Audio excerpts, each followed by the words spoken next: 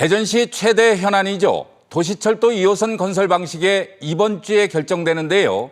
고가와 노면, 각 방식 결정에 따른 이후 상황들을 문은선 김윤미 기자가 차례로 정리해드립니다. 민선 5기 대전시가 결정했던 고가 자기부상열차로 간다면 행정 절차는 간단합니다. 이미 정부의 예비타당성 조사도 통과했고 내년부터 본격적으로 건설을 위한 절차를 밟으면 됩니다.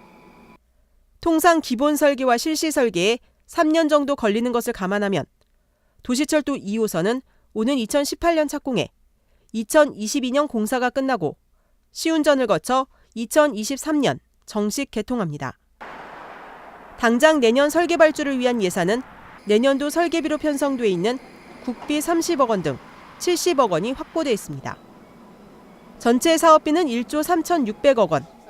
이 가운데 60%가 국비, 나머지 40%는 대전시 부담입니다. 지난 2002년 도시철도 2호선 검토 용역을 시작했으니 꼭 12년 만에 사업이 본궤도에 오르는 셈입니다. 고가 자기부상열차 방식의 도시철도 2호선은 도심을 한 바퀴 도는 순환형입니다. 노선은 진잠에서 원도심을 통과해 다시 진잠으로 돌아가는 36km 가운데 진잠에서 유성 온천역까지 먼저 건설하고 2단계로 도안 신도시를 지나는 7.4km를 연결할 계획입니다. 도로 폭이 좁은 자양로 구간 3km는 지하로 건설됩니다.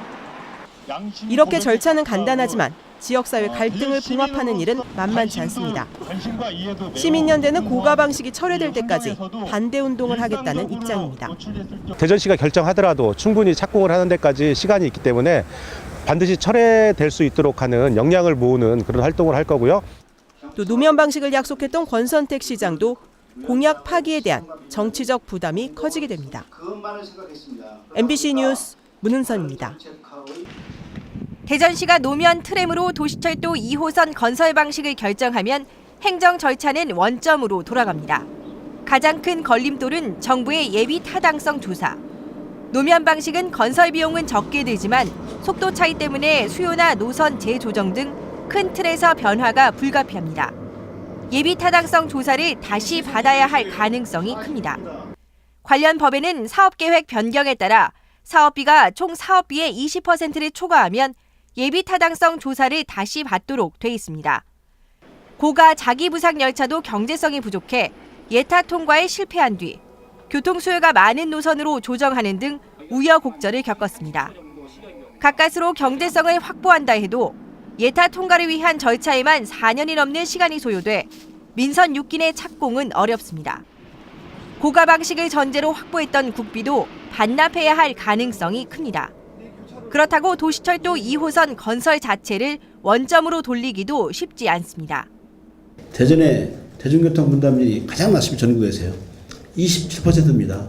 도시철도 문제를 검토 안 하고는 안 되겠다. 이런 상황이기 때문에 여기에 도시철도 2호선 논의를 위해 이미 10년이 넘는 시간 동안 사회적 비용을 쏟아부었는데 그 이상의 행정, 재정적 부담을 다시 감당해야 합니다. 하지만 자동차가 아닌 대중교통 중심의 교통정책 틀을 만든다는 점에선 노면 트램은 획기적인 계기가 되는 것은 분명합니다. 교통약자는 현재 대전시 전체 인구의 35%인데 2030년만 되더라도 55%가 됩니다. 수직 이동 혹은 지하나 고가로 가게 한다 그러면 대중교통은 죽는 것이죠. 권선택 대전시장의 숙고가 12년간 지속된 도시철도 2호선 논란에 종지부를 찍을 수 있을지 주목됩니다. MBC 뉴스 김유미입니다.